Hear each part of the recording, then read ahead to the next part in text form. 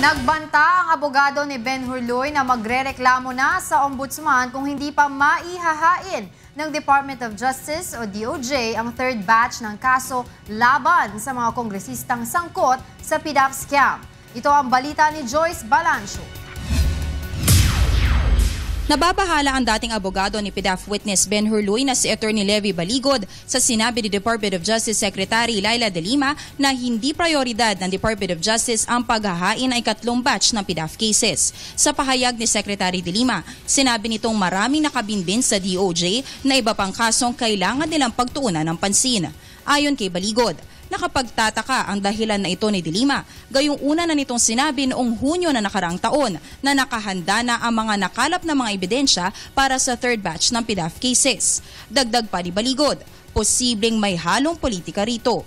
Nakahingi po tayo ng commitment kay Secretary De Lima noon na yung application ng batas natin ay hindi dapat pumipili. Kaya ang sabi niya noon, lahat ng tinuturingan na allies ng gobyerno ay isasali natin sa third batch. Sinabi rin ito, maaaring may kinalaman din umano sa paparating na eleksyon ang pagkakaalantala ng pagsasampa ng kaso. As to what happened between June 13, 2014 and at present that changed the position of the Department of Justice, hindi ko po alam yon, although may mga nagsasabi na dahil lumalapit na ang eleksyon ay nagkakaroon ng political consideration sa mga desisyon ngayon ng ating gobyerno.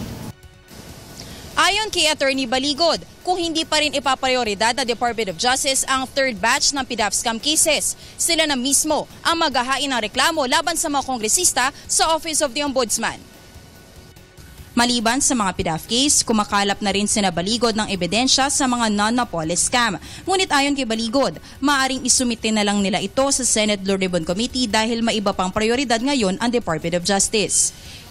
Hinahanda kaming kaso laban sa dalawang mayors, no, sa LGUs naman, para ipakita sana natin na hindi tayo humihinto sa ating pagtulong sa gobyerno para mapanagot yung mga dapat managot sa mga scam po na ito.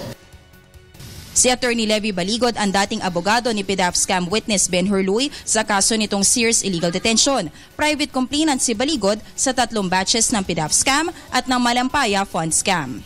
Joyce Balancio, UNTV News, Worldwide.